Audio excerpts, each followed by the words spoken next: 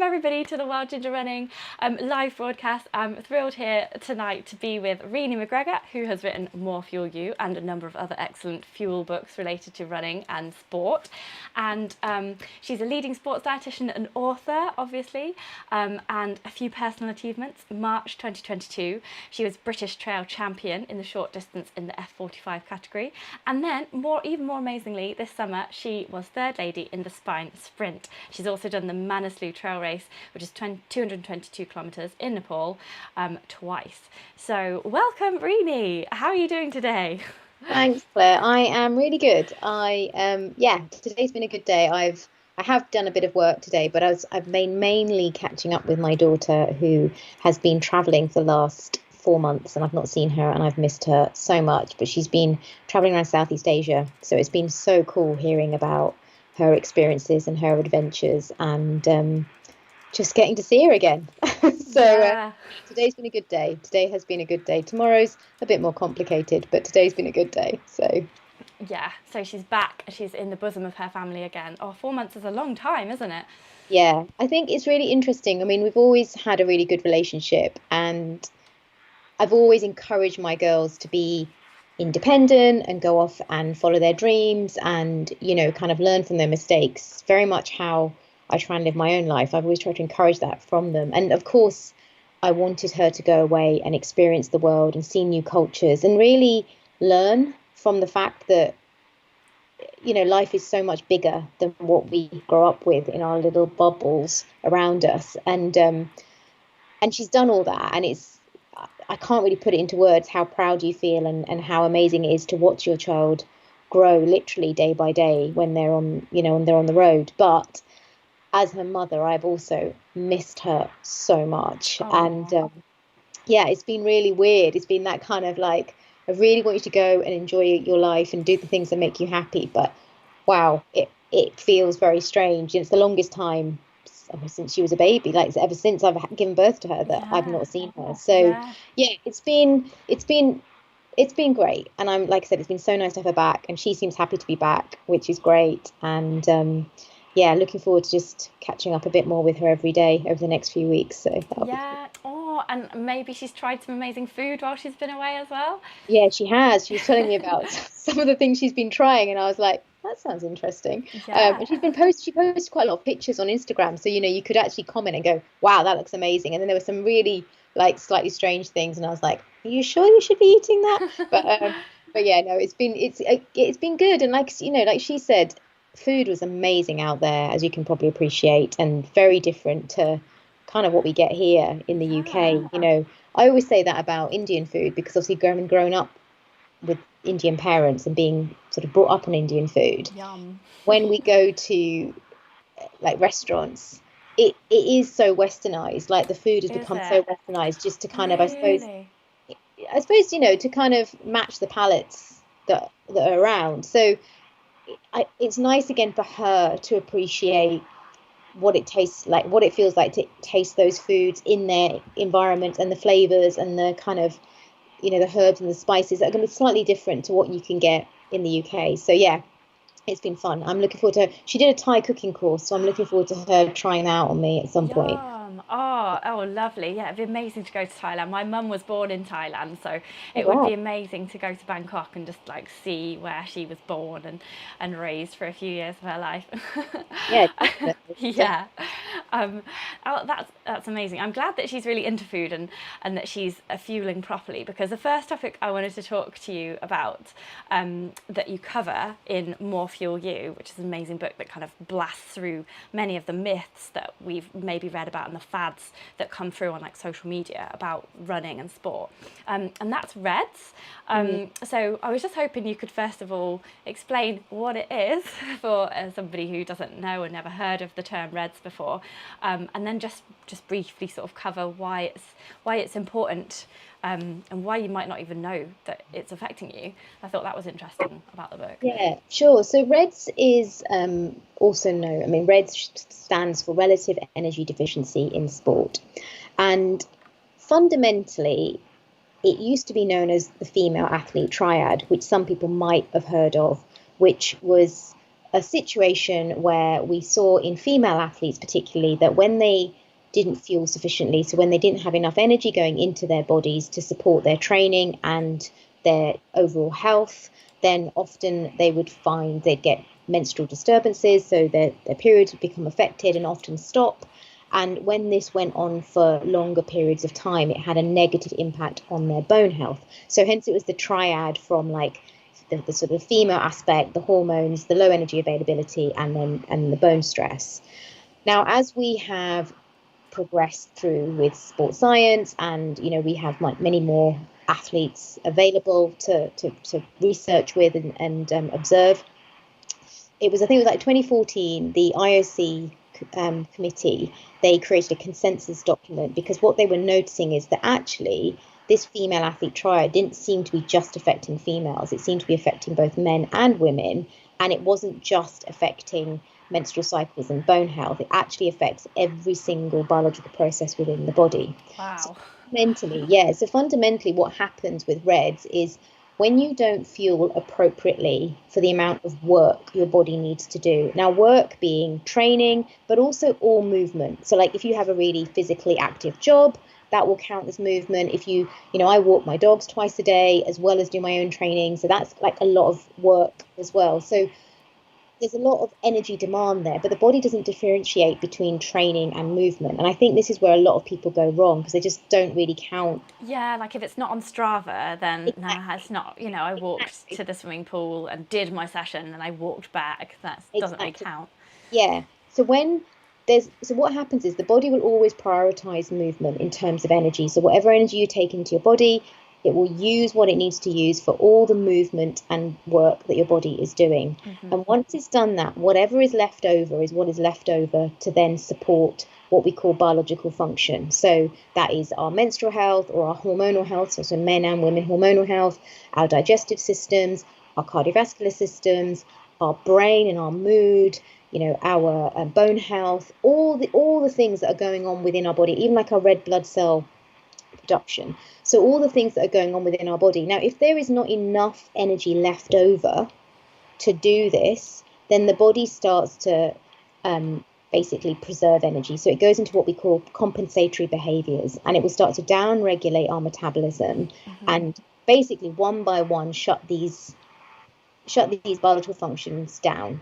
So a bit like your smartphone when it's on low battery mode and it starts to slow things down. It's exactly like that. Now, there's no like set pattern. Like it's not like it's going to do digestion first and then bone health.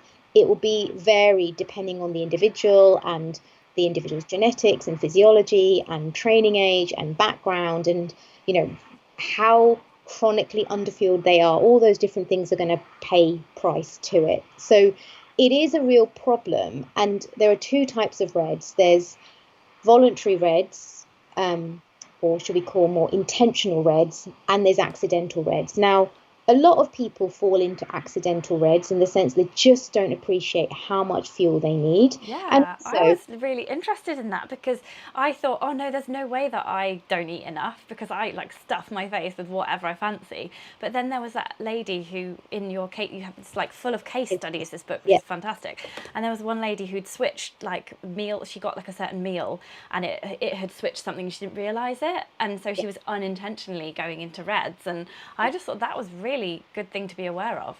And I think particularly in the day and age we live in, when we are influenced by social media so much, and I think we can start to change our diets because we think something is good for us, but not necessarily appreciate that it might not support our training. So carbohydrate availability is really critical when you are training hard. And this is often the thing that people are not getting quite enough of. And if you chronically underfuel, particularly carbohydrate, then you will potentially find that you may slip into RED-S, like I said, accidentally. Now, intentional RED-S is much more complicated, and I mean, we could do a whole evening on it, so we're not going to, but I'll just try and kind of condense it. But intentional RED-S is much more psychological in the sense that the individual is consciously making the decision to either restrict their energy intake and or overtrain, or remove food groups from their diet. So it's very much associated with disordered eating and, in the worst case, an eating disorder. Now, the difficulty is that obviously when you think about the individuals that take up sport, and particularly, it doesn't have to be like professional, recreational, whatever. When you think about the individuals, generally speaking, we tend to all be a very similar type of personality. We'll be fairly driven, we'll be quite motivated, we'll be quite determined, we probably quite self-critical as well, but also fairly obsessive and compulsive. Like, how many times have you been out with a group of mates and gone, God, we're quite obsessive, aren't we? Like, runners are quite obsessive. Like, it's kind of what we know we are. Now, these are not negative traits. These are just traits that make you more susceptible to developing disordered relationship with food and exercise. And what it is when you have that susceptibility and you put that into a competitive environment, or you put that into that very, that sort of psychosocial space. So we've got societal ideals that are constantly telling us how we should live our lives and what we should look like and how we should eat. And then you have got a fairly challenging culture within sport, in that it is competitive and it's also quite ruthless at times, depending on which level you're operating in. And so it's this combination of susceptibility, environment, and social societal ideals that can then create this perfect storm to allow for dysfunctional eating and dysfunctional training. So that's a lot more complicated. So when you're working with sort of more intentional REDs, it's going to take a lot longer to recover from, because you have to help the individual understand their behaviours, understand the purpose of why they're doing what they're doing, and also help them to change those very ingrained behaviours, because it's not supporting them, it's not serving them, and actually it's going to have negative consequences to both their health and their performance. When you've got accidental REDs, generally speaking, the individual will probably present with fairly similar symptoms, in that maybe it's a recurrent injury, perhaps they're noticing that there's changes to their menstrual cycle, perhaps they're feeling like they're not adapting to the training, they're putting all this work in and nothing else is going on for them, but there's no psychological involvement, which makes it a lot more easy to kind of provide an intervention. Because once that person presents to you and you can see there's no kind of absolute desire or compulsion to do what they're doing, you can provide them with the right support and the right advice, and that will be a combination of lots of different things, from restoring energy availability, potentially modifying training for a while, looking at lifestyle, understanding their body composition. Like, it's very complicated, but once you have kind of given them that information, they'll take it away, they'll put that into practice, and within a few months they'll be back in their sport kind of happy and confident and robust.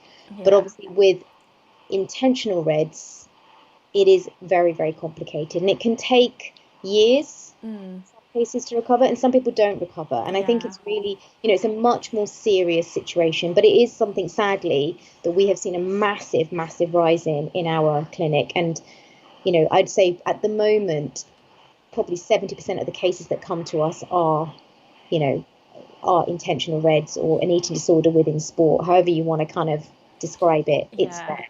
Yeah. And it's like they think they're being healthy. They pretend they're being healthy and it's actually not.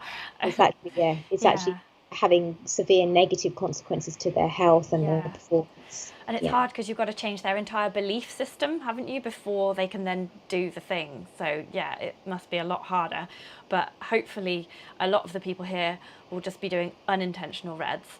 And I thought it was really interesting, just earlier you said about cutting out certain food groups and things like that, because the next thing that I just wanted to talk to you about was LCHF, which is the low carb, high fat.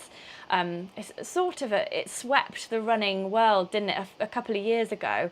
And all the ultra runners were like, yeah, I can run for 20 hours on no fuel. I just use the fat that is in my body. And I was like running along going, well, I don't see any fat being used. I need to eat several jelly babies every hour. And so it never really worked for me. But yes, I could see somebody taking on that from social media and accidentally going into REDs because they haven't got enough carbs. And then the really funny thing is, I hope you can help me work this out, is I've got loads of friends that are like, oh yeah, I've cut out carbs, I've cut out sugar. And then they eat fruit and vegetables. And I'm like, don't fruit and vegetables have carbs and carbs is sugar, but fruit and veg has carbs in and it has sugar in, so you haven't actually cut out sugar. And then people are like, oh, granola, it's healthy because you use honey, not sugar. And it's like, but that is sugar, isn't it? Like, am I just being dense here? So yeah, I was just wondering if you could clarify the whole LCHF for us, and is it any good for runners?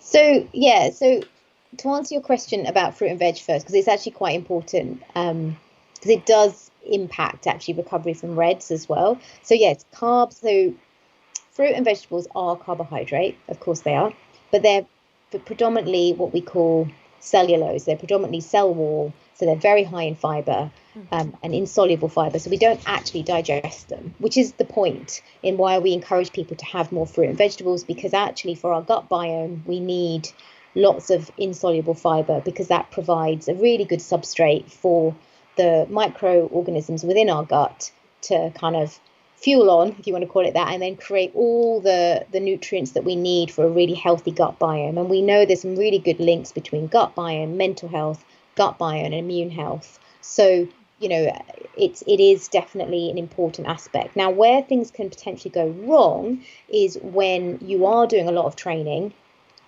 or when you have maybe you've decided to do low carb, high fat, and you're just getting your carbs from fruit and vegetables, because actually you're not going to get any energy. And this is where you can then potentially fall into this low energy availability, which underpins RED-S. So fruit and vegetables are critical and important for our diets in the sense that they provide us with obviously insoluble fiber, lots of vitamins and minerals. But we have to be mindful, if we're doing a lot of training, that we don't want to displace actual carbohydrates. So your rice, your pasta, your potatoes, your bread, your oats. We don't want to displace actual carbohydrate with too much fruit and vegetable, because otherwise you could potentially fall into RED-S, which is actually what you were saying about one of the case studies. That's exactly kind of what happened to her. She sort of got this meal preparation sort of service and thought she was making all these really, really healthy choices, but actually her training volume also went up significantly at the same time, and she just wasn't getting the carbohydrates she needed in order to support that training, and hence fell into RED-S. So it is definitely something you have to be mindful of. When it comes to low carb, high fat, as you said, Claire, it was very, very on trend a few years ago, but actually I think more and more people are appreciating that it doesn't actually support their performance, and actually often they end up not feeling particularly well. Now, it's not an immediate thing, and this is where I think it's fascinating, because again, when you look at the studies that support low carb, high fat, particularly in endurance sport, they're never any longer than 2 years. And what I find fascinating is that fundamentally a lot of the people that I work with have tried low carb, high fat, and after about 18 months have definitely started to notice the negative impact it can have. But one thing I want to sort of say is that this book is not about it. My book is not about sort of what am I trying to say? It's not about trying to criticize the low carb, high fat diet at all. The way in which I have gone about producing the book is to actually give you all the facts and for you to go away and make the right choice for you. So in some situations, it may be the right choice for you. Like we know there are lots of medical conditions where actually going low carb, high fat can be of an advantage. But what I always say is if you choose this path and it is working for you right now, then read the book and just be aware of the potential symptoms or the potential problems that may occur, that actually if you are aware of them and you start to notice they're happening to you, you can act on it and not get stuck in a real hole, which is kind of what I wanted to do. This book was about trying to provide informed information so people can make the right choice for them. So when we talk about low carb, high fat, I think, as you said, the concept is that if you basically are not running at high capacity all the time, then you burn more fat for fuel. And so if you're doing endurance racing, particularly, or endurance sports, then you can start to use, if you're not providing your body with any carbohydrate, your body will burn more fat. So you become much more efficient at using fat for fuel. That was the theory. The problem is, in practice, the body doesn't work like that. So the body is always burning a combination of fat and carbs all the time. Um, Yay! and We're actually, working hard here. as we go faster, when we're kind of moving harder and pushing harder, or whether we're climbing harder, or whether we're running faster, or whatever it might be, actually our body becomes more and more and more reliant on carbohydrate as that fuel source, because it's the only fuel source that can be delivered to the muscles quick enough in terms of it being broken down into glucose molecules and absorbed by the body, and then provides the energy that we need. So that's a really important thing to understand. And obviously, when you're doing endurance racing, especially if you're doing trail running, particularly, or mountain running, it's not as straightforward as sticking to a same pace, because you'll be up, down, over rocky bits, running a bit harder downhill, maybe running a bit harder on the ridges. And actually, your pace is constantly changing, and your fuel sources need to constantly change at the same time. So if you don't have any carbohydrate, you actually might become limited in what you can do. Because you need a bit of carbohydrate to actually metabolize the fat anyway. So if you have like literally zero, then what's your body going to do? Exactly. And the other thing we've learned from the science now is that actually by removing carbohydrate completely from the body, particularly when it comes to runners, actually you become less economic in your ability to run. So you actually use more oxygen per minute of running, which is making you less efficient and less, your running economy is reduced. So there doesn't seem to really be any huge benefit in being low carb, high fat. Like I said, that said, it does depend on what your goals are, what your background is. We know that females in particular are much more sensitive to low carb, high fat, and it's definitely not something I tend to recommend to females at all at any stage. And again, a lot of women, when they're going through menopause, will think, oh, I'll cut the carbs out because my body composition is changing. But actually, when you don't have the influence of estrogen, which is what happens in menopause, you're even less able to use fat for fuel appropriately. So you're actually more reliant on carbohydrate as you go through menopause, not the other way around. That's interesting, isn't Yeah, it? I suppose, exactly. yeah, like with when people say low carb, high fat, then maybe if people were overeating before, like having too much carbs, then for them, relatively low carbs is quite a good idea. Like there's a guy in the book, I think he was one of the vertebrate people. He said he wanted to lose a load of weight, so he did it for a time and he found it really helpful. And I know my mother-in-law's lost a good 1.5 stone. Because she was going to get diabetes, like late onset diabetes. So she did like a low carb thing. And that worked really well for her to lose the weight. But yeah, when we say low, I suppose it depends how low do you go. That's the problem as well. Is even when you look at the studies, there's a real kind of mismatch of what is it, is it lower carb, which I think is what is the case in most situations. Perhaps, you don't need a really high carb diet, and perhaps becoming much more moderate carbohydrate is what you should be, trying to work towards. Where it can become problematic is when you're sort of looking at the very ketogenic diet, where literally you're limiting your carbohydrate intake to 50 grams a day. And that is where I think it can potentially be quite dangerous if you're doing a lot of training, and is not necessarily going to be able to support how your body functions, let alone how it can perform. So, but, like I said, I've tried to explain it in the book as much as possible in a kind of really easy, palatable manner. Yeah, And definitely is that. I think I just kind of want people to realize that we're not saying no, we're just saying be mindful and be aware, because also what works for one person is not necessarily going to work for somebody else. And that's a really big kind of theme all the way through the book, is that really what I want you to do is try and find the right approach for you, not actually what your best friend's doing or what Instagram's telling you to do. It's what works for you. And that's kind of very much how I practice my own nutrition. And I'm not saying that I get it right all the time, but I think I've found things that work well for me. But I eat differently to my friends, and I eat differently to my partner, and but we all are well and healthy and perform well as well. Yeah, we're all different. I think that really does come through in the book. Like, I was particularly impressed and I liked about the book that you included lots of different people's stories. So, like, you've got lots of people that I know in there, you know, like Damien Hall, who I know you work really closely with, Mimi Anderson as well, and Sabrina Pace Humphreys as well, getting loads of different people in there. And one thing I thought was really good was you got somebody called Warren from 33 Fuel, who you challenged a couple of times on social media about the intermittent fasting, which we're not going to go into on this, but it's all in the book because intermittent fasting is all the rage at the moment, isn't it? So more incentive for people to buy the book and have a look about the science behind it here. And I thought that was great that you included somebody who thinks differently to you, because there's a lot of, it's easy, isn't it? You're the one writing the book, so you can just put in whatever you think. So I thought that showed like real maturity and balance and just really the freedom to make up your own mind. Thank you. Yeah, I think it's really important because I think with social media informing so many of us of our everything, you know, of our everything, love that phrase. Yeah. Everything.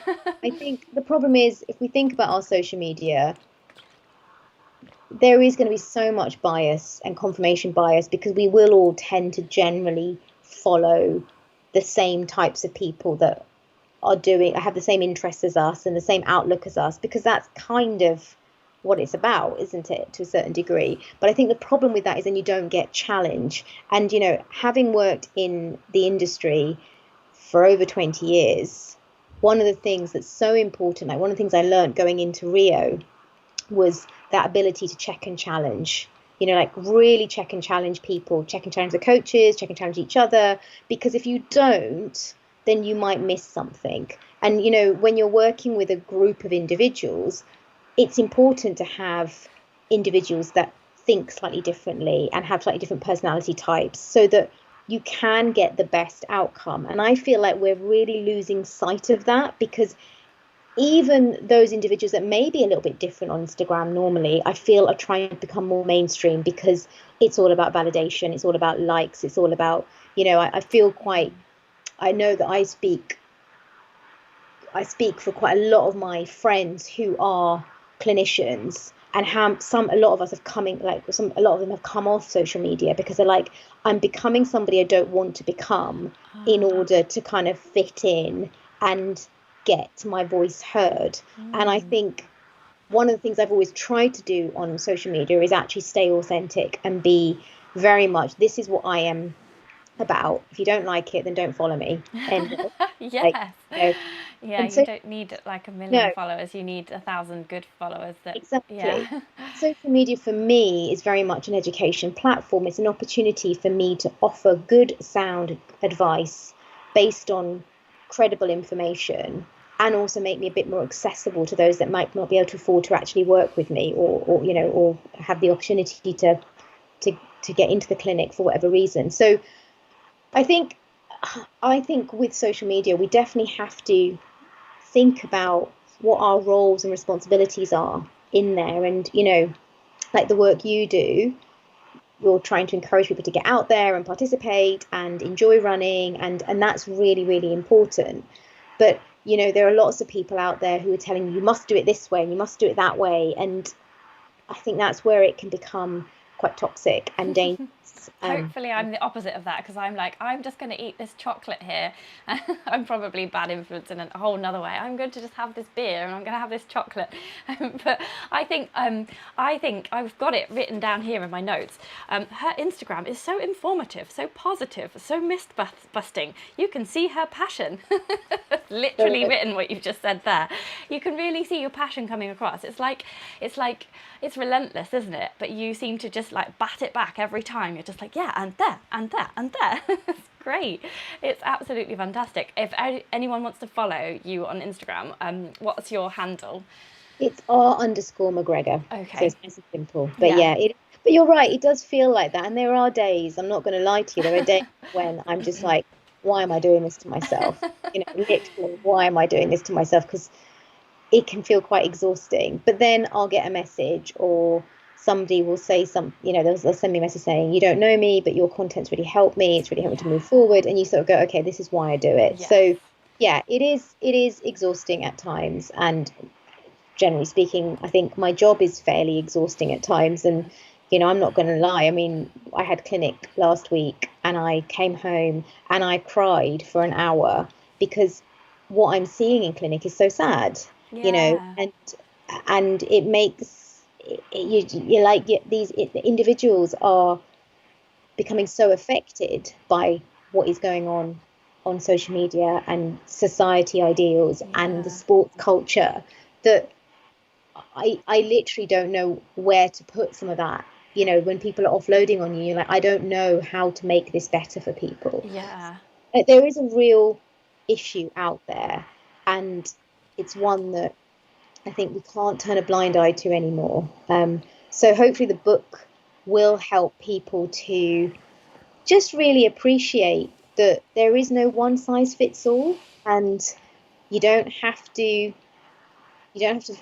find validation for what you want to do, and also you don't have to just focus on external cues. Let's listen to our internal cues that are so important, and Yeah. and they're there, like our bodies work. Mm. We work on a series of feedback mechanisms, which is how our body stays in homeostasis. It has its own control mechanism. We don't need a watch to tell us what we need to do, and I think I'm not saying I don't have a running watch. Of course I do, to kind of track my miles and whatever else, but I don't wear it all the time. Yeah. The data probably is not even that accurate for me because I don't wear it all the time. I But hate things that tell me what to do. I like when my watch says beep beep unproductive training session. I'm like, oh, shut up. What do you know? I'm doing an easy run today, and I don't like all this like business of like, oh, track your sleep, track your body battery. What the hell yeah, is a body battery? no idea. Today I felt hungry, so I ate like loads of food, and then I wasn't hungry anymore. And it's like, it's that simple.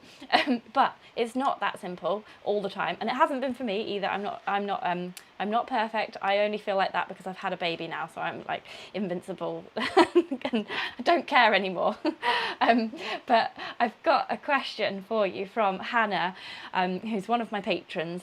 So prioritizing patron questions, and she says, oh, I've been looking at this book. It's currently in my save for later Amazon basket. You should put it in your actual basket as soon as possible, Hannah. It's great. She says, I just wish I could stop myself from stress eating. Any advice there? So that would be an interesting one, because that's like the opposite of reds, but then actually it could be fueling with the wrong types of fuel, couldn't it? So it could be not getting enough nutrients in that way.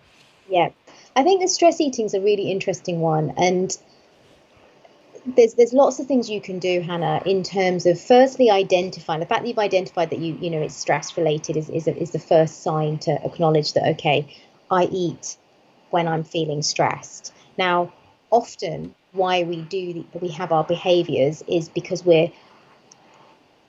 all human behavior has a purpose, and often that purpose is protection. So for you, if you're eating and you've acknowledged it's because you're stressed, the eating in a weird way is serving as a protection, because when we're eating, we're trying to potentially push our feelings down, but also maybe numb or just kind of focus on something different, or even maybe trying to get some comfort from it.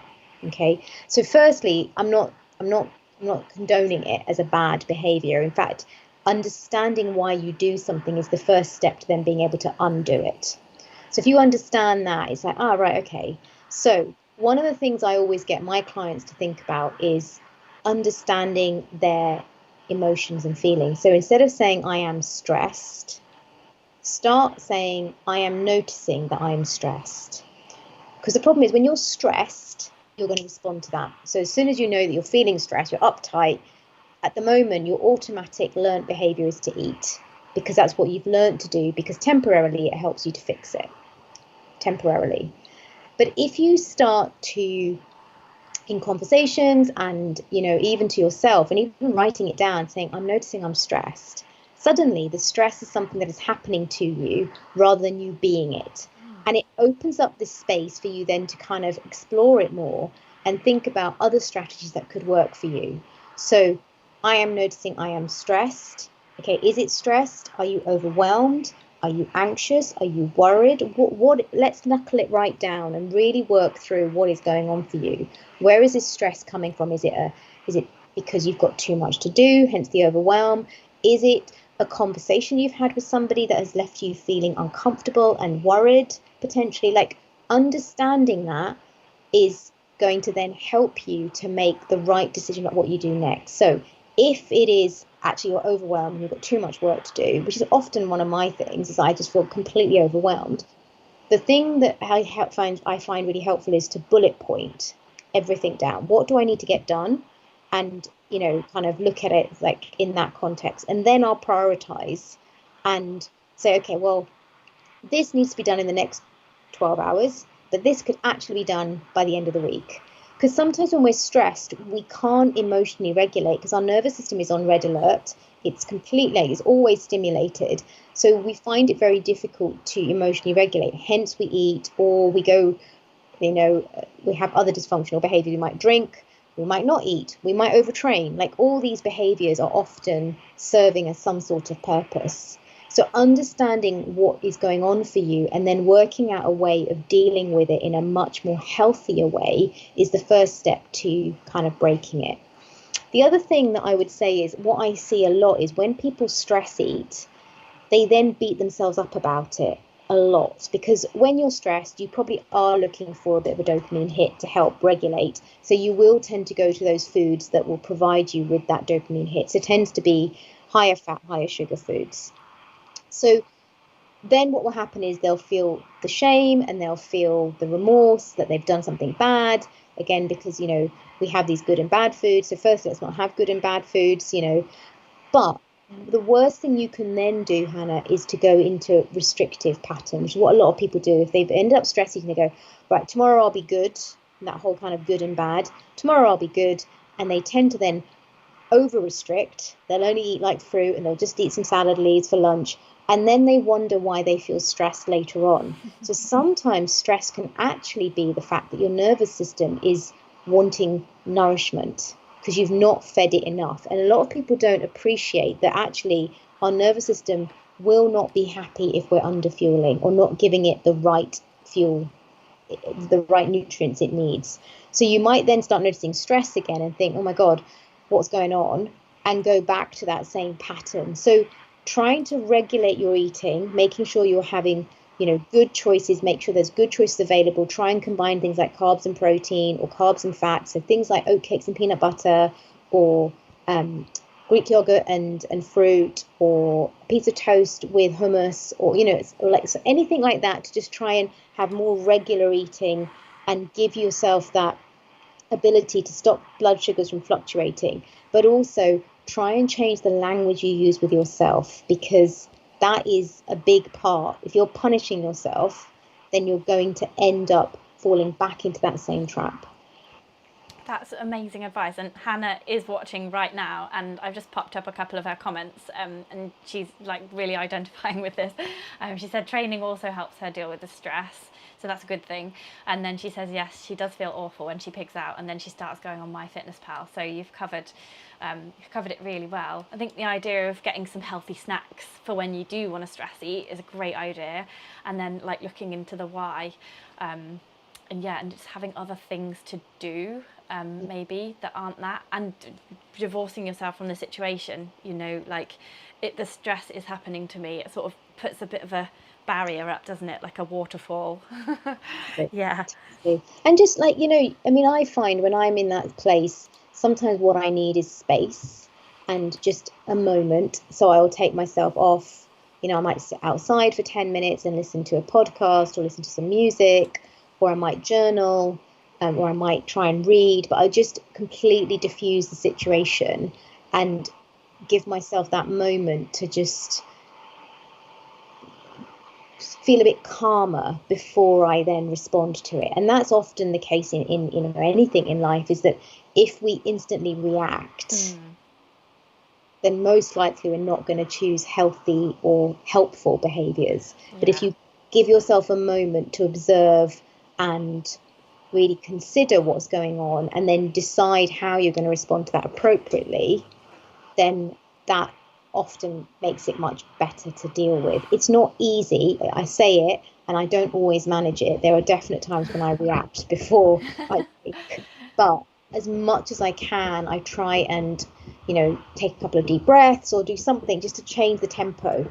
Yeah. And there's a really good psychologist called Tara Brach, who I absolutely love, and I read everything she writes and listen to a lot of her podcasts.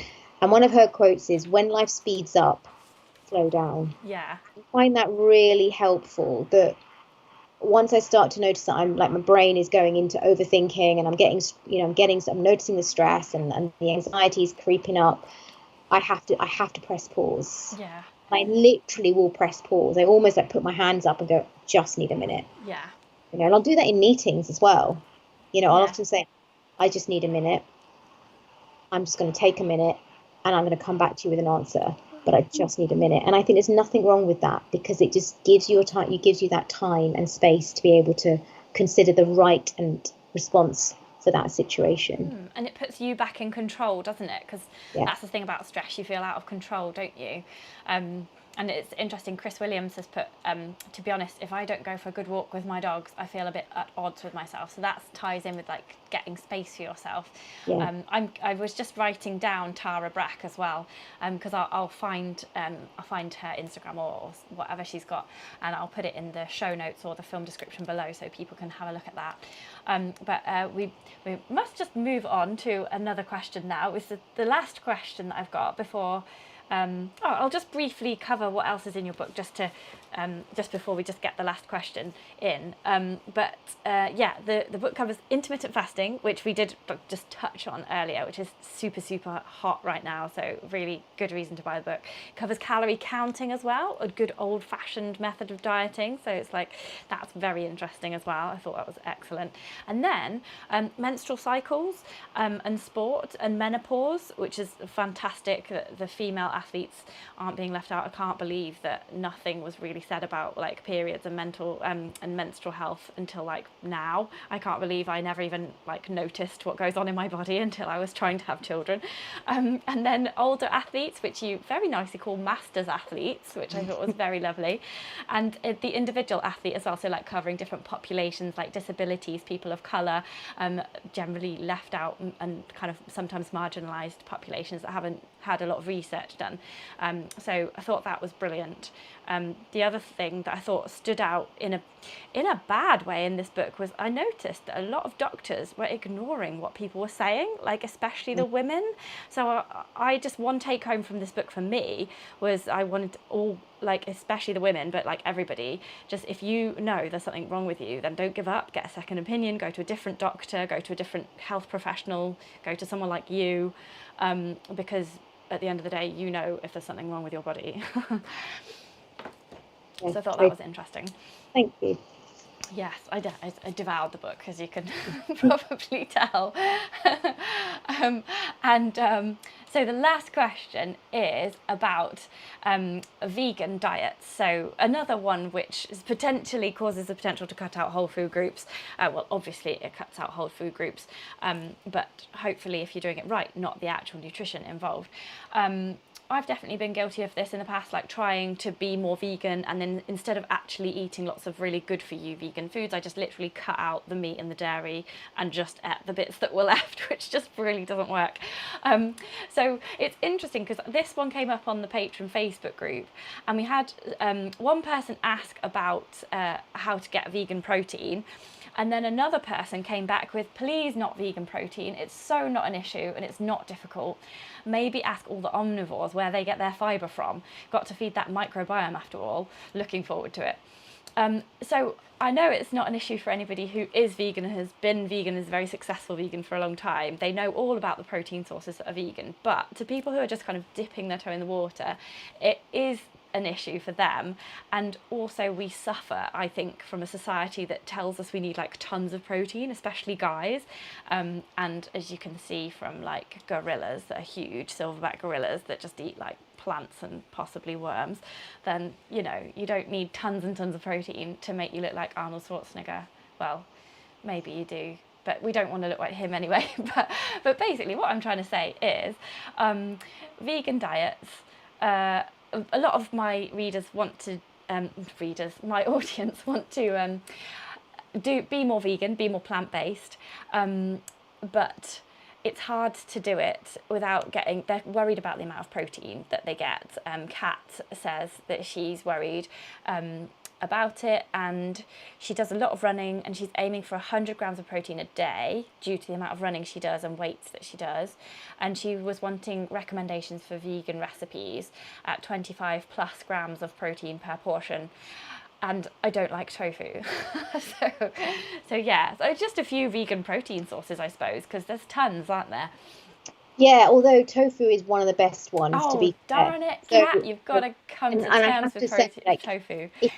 if you are going plant-based, I would say that, you know, tofu, edamame, soya, these are the sorts of things you do need to kind of try and include as much of in your diet as you can, because they do have a lot more of the complete amino acids, particularly tofu. It's the only food source that does have the complete amino acids, like, say, chicken or, you know, or meat or fish. So, but all is not lost if you don't like tofu. You know, what we know is that as long as you're getting a good combination of grains and pulses throughout the day, you can meet your protein requirements, generally speaking. Again, where I think there can be difficulty in sort of plant-based diets is the overall fiber content can sometimes displace the amount of energy that you can consume, because fiber makes us feel full.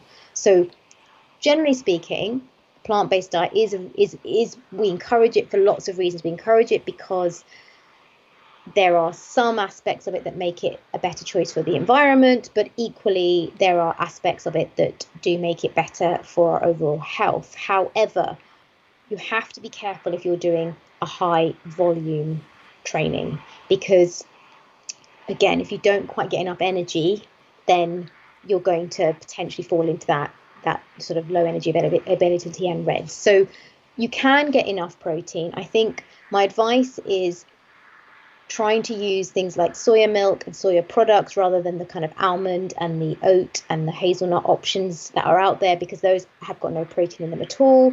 Whereas soya milk generally has a bit more protein in them. You do need to make sure you're having a good combination. So things like, you know, rice and dal or beans on toast, sort of those sort of combination. Quinoa is another good source of protein as well as being a grain. So like roasted vegetables with quinoa and some hummus, like you've got a really good combination there. So like there's lots of options. There are lots of options using things like sunflower seeds and cashew nuts and peanut butter. These, you know, so you can make like a really nice stir fry with like a satay sauce. There's lots of things you can do to encourage good protein. But I think there are a couple of individuals that need to be a bit more mindful. So if you do have a very heavy training load, you may benefit possibly from supplementing with a vegan-based protein. So that might be a pea protein or a soya protein, just to give you a little bit more, just to kind of help you with your recovery particularly. But also older athletes who are plant-based. So once we get sort of above 40, 45, we do have slightly higher protein requirements, particularly in the recovery phase. So this is where, again, potentially it might be more beneficial to use to help just to supplement with a plant-based protein to support that. So it's not a necessity for everybody, but I would say there are certain situations where you may well need to supplement a little bit. But fundamentally, yes, you can get enough protein from your diet as long as you are ensuring this combination of grains and pulses. If you're just getting grains, you're not going to get enough. If you're just having pulses, you're not going to get enough. So it is really important to get that combination across. You make it sound really easy, actually. I've just got now a hankering for roast veg with quinoa and hummus, or beans on toast. Yeah. I have it quite often, actually. Yeah. I mean, I'm vegetarian, so I'm not plant-based. I do eat eggs, I do eat cheese, I do have dairy in my diet, but I do eat a lot of plant-based meals, a lot of vegan-based meals, just because actually, again, being brought up on an Indian diet, it's very much plant-based, you know. So we didn't really have a lot of dairy in our diets, or we didn't really have a lot of eggs in our diets. I eat them now, but you know, we didn't. So, but we did have a lot of dal and chapatis and dal and rice, and you know, sort of chickpea curries and rice and stuff. So there are lots of really good ways of making sure that you do get what you need, but you probably do need to be a little bit more adventurous and make things a bit more exciting by using lots of herbs and spices. And but there's some brilliant recipe books out there now for plant-based athletes if people are interested. And there's some really good blogs as well, and sort of that people, a lot of plant-based. So there's a couple of athletes. Well, there's an athlete that I work with called Lewis Roblin. Him and his partner are plant-based, and they're always putting really great recipes on Instagram. So they've got a really good, between them, they create some really nice options, and they do make it look really easy. But obviously, the one thing again I'd say about becoming plant-based is be mindful not to fall into the trap of just kind of replacing. Like if you were always, if you eat somebody who was eating lots of burgers before, don't just replace it with veggie burgers, because actually all you're then doing is still having quite a high processed diet, which is not going to necessarily be healthier or support you as well. And it's more expensive as well. The other thing I think with me trying to like be vegan and just cutting everything out business is, I think, do it slowly. Like if you're not doing it for like the extreme, like terrible animal welfare reasons, which should be like a high priority, but if you're not doing it for that, then you can just do it little by little. And like I agree totally with being vegan. I think it's brilliant, and anyone who can do it, hats off to them. But I can't, and I just have the odd bit of fish like every now and then. So I have fish like maybe twice a week, and the other meals are veggie or vegan. So I think that you can fall into the trap of thinking you've got to be 100% vegan sometimes, and that's why I quite like the term plant-based, because that's your basis. You could sort of be 80% vegan, but you get some people that are so militant about these things that it puts some people just right off. So I think little by little, and like you don't have to start out making your own hummus and everything like that. You can just try one thing one day and then the next week try another thing. So I think if you're worried about getting enough protein, just have a tin of tuna once in a while. And actually, coming back to tofu, I didn't realise that tofu was so good, so I need to go and buy some now, because I've never really cooked with tofu, but I have done a recipe with tofu. I don't know if you know Anita Bean, who's done quite a lot of recipe books.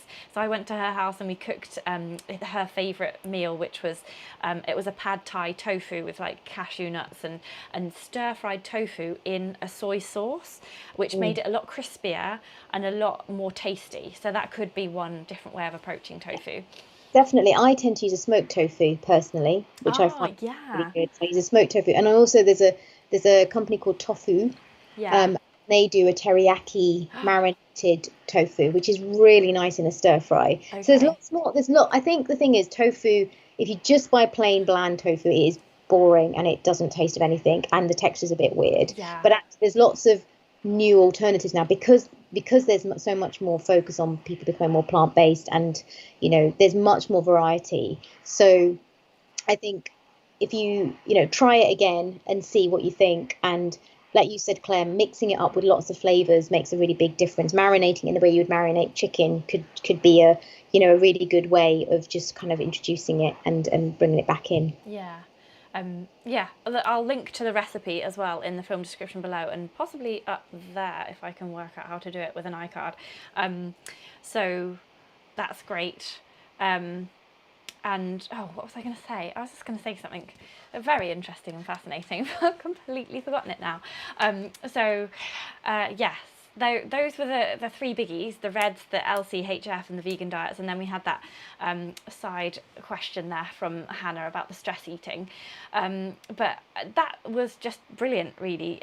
You're just always so good at sharing the information in a way that a layperson can understand, and just making it very simple again. I think food's got terribly complicated, and just to eat healthily, we all know what we should be doing, but well, I don't know if we do, but a lot of us know what we should be doing, but there's always chocolate and donuts, isn't there? So I think this book is great. And that's what I was going to say, your other book, training foods, If people Yeah. want more of a recipe and snacks ideas, then that would be the book to go for. And I have linked to all of your books below, because there's Training Foods, isn't there? There's More Fuel You, and then there's also the Orthorexia book, which might be of interest to some people, about the clean eating kind of gone too far kind of thing. And we've done a good job here tonight, really, because look, Hannah's put definitely getting the book now. Brilliant. Perfect. I think you'd really like Training Foods as well, Hannah. I think maybe people should start with Training Foods and then get this one. Which one would you recommend getting first? Which one is the more sort of like catch-all kind of? Cool. I personally think More Fuel You is probably better to start with. Training Food is much more technical. Okay. I think Training Food is really good for the recipe ideas. But I would say if you want to have a better relationship with food generally, and you want to know how to fuel your body for your sport, your adventures, then More Fuel You is definitely the better option. Brilliant. That's an excellent sell there from the author herself. How about that? Well, thank you so much, Renee. It's been so great to chat to us. Just before you go, remind us how we can all follow you and how we can get in touch with you if people want to book you for any kind of speaking events or any kind of consultations with your team of dietitians. So my Instagram is r_McGregor. And that's generally where I put most of my information in terms of nutrition and what I'm doing. We have a website which is just reneemcgregor.com, and there's loads of information on there about what we do and what we offer. It is having a little bit of an upgrade over the summer, so bear with us, but you can still access us, and you can kind of contact us if you've got any questions. Then you can do that. And yeah, that's pretty much me. I try to keep it as simple as possible. It's definitely a good idea. Just Instagram, none of this Twitter and TikTok business. Too much for me. So yeah, it's too much for us old people. TikTok. That's for 15-year-olds. Maybe your daughter could do that. Yeah, I think she does, but I try not to look. So. Oh, fantastic. Well, thank you so much for spending so much time with us tonight. Sorry, it was a bit longer than I did say to you earlier today. But it's been fantastic chatting to you. And I hope you enjoy the rest of the summer. Thank you. You too. And yeah, I'll catch up with you again soon. Take care. Awesome. Thanks, Reedy. Bye.